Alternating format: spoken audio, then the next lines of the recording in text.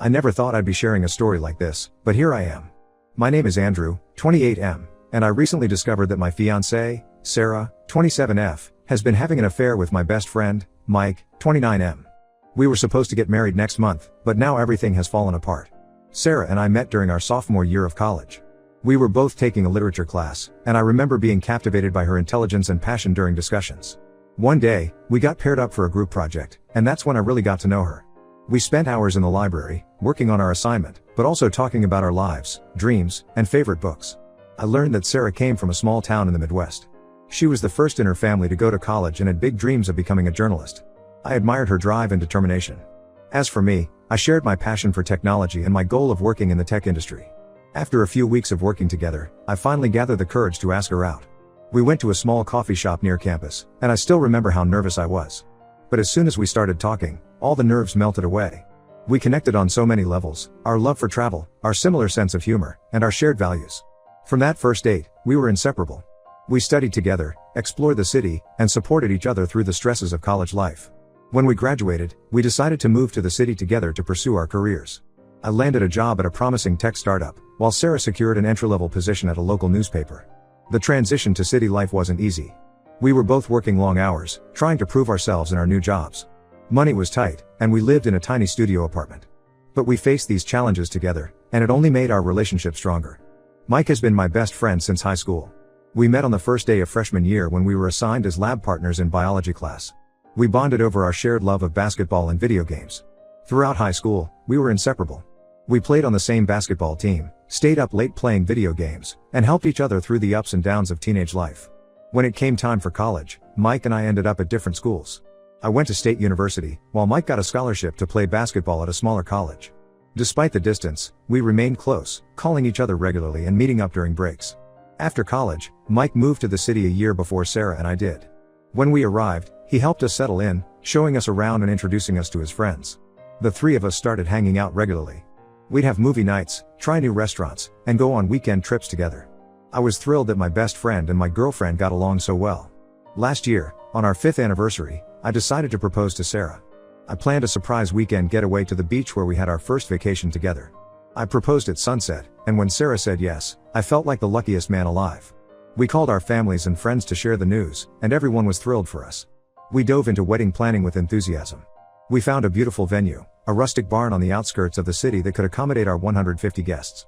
Sarah and I spent weekends tasting cakes, choosing flowers, and crafting our perfect playlist. Mike was going to be my best man, and he threw himself into planning an epic bachelor party. About 2 months ago, I started noticing some changes in Sarah's behavior. She was always on her phone, smiling at texts, and being secretive. When I asked her about it, she brushed it off, saying it was work-related. I trusted her completely, so I didn't push the issue. Looking back, I feel foolish for not seeing the signs. Last week, I came home early from work, hoping to surprise Sarah with dinner. As I walked into our apartment, I heard voices coming from our bedroom. I quietly approached and pushed the door open. There, I saw Sarah and Mike in bed together. They didn't notice me at first, but when they did, the room fell silent. I felt like the world had stopped spinning. My fiancée and my best friend, the two people I trusted most in the world, had betrayed me in the worst possible way. I couldn't speak, couldn't move. I just turned around and walked out of the apartment. For the next few days, I stayed at a hotel. Sarah kept calling and texting, begging me to talk to her. Mike did the same. I ignored them both. I needed time to process what had happened and figure out what to do next.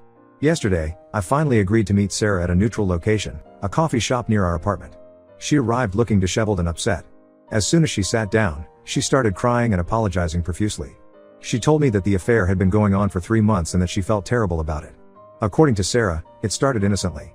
She and Mike had been working late on a project together. Mike had recently started working at the same newspaper as Sarah, and one night, they ended up kissing. Things escalated from there. She swore that she still loved me and that the affair was a huge mistake. I listened to her explanation, but I felt nothing but anger and betrayal. I told her that our relationship was over and that I wanted her out of our apartment by the end of the week. She begged me to reconsider, saying we could work through this, but I stood firm. I couldn't imagine ever trusting her again. After leaving the coffee shop, I called our wedding venue and canceled everything. It was painful, but I knew it had to be done. I also reached out to our friends and family to let them know the wedding was off. I didn't go into details, but word spread quickly. Now, I'm left picking up the pieces of my life. I've lost my fiancé and my best friend in one fell swoop. Our friends are divided, with some taking sides and others trying to stay neutral. I'm dreading going back to work and facing everyone's questions and pitying looks. I know I made the right decision in ending things with Sarah, but it doesn't make the pain any easier to bear. I'm not sure how to move forward from here. The future I had planned is gone, and I feel lost. Has anyone else been through something similar? How did you cope? Any advice on how to rebuild my life after such a betrayal would be appreciated. Update 1. It's been about a month since my last post, and a lot has happened.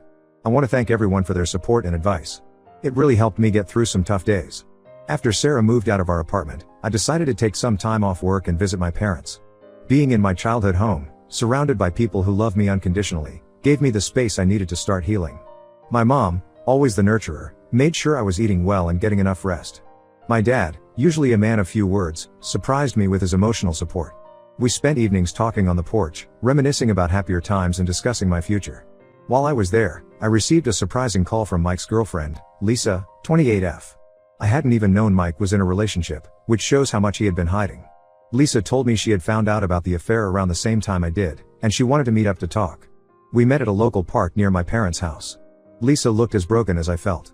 She shared her side of the story, and I was shocked by the extent of Mike's deception. Apparently, Mike had been lying to both of us for months. He told Lisa he was working late when he was actually with Sarah, and he told Sarah he had broken up with Lisa when they were still very much together. Lisa and I spent hours talking, sharing our pain and anger. It was cathartic to speak with someone who understood exactly what I was going through. We've since become friends, supporting each other through this difficult time. We text regularly, checking in on each other and offering words of encouragement. When I returned to the city, I found out that Sarah and Mike had both quit their jobs at the newspaper. Rumor has it that their affair had become common knowledge at work, and they left to avoid the scandal. I'm not sure where they are now, and honestly, I don't care. Going back to work was challenging. My colleagues were supportive, but I could feel their pitying looks and hushed conversations when they thought I wasn't paying attention.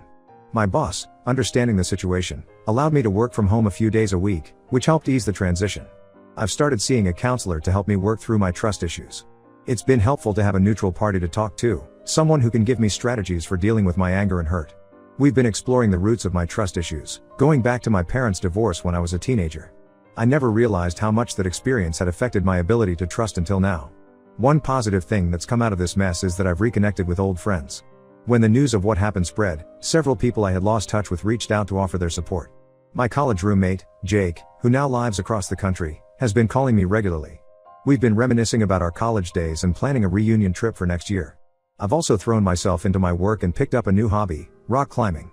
The physical challenge helps clear my mind, and I've met some great people at the climbing gym. There's something therapeutic about focusing all my energy on solving a climbing problem, leaving no room for negative thoughts. There are still days when the pain feels overwhelming.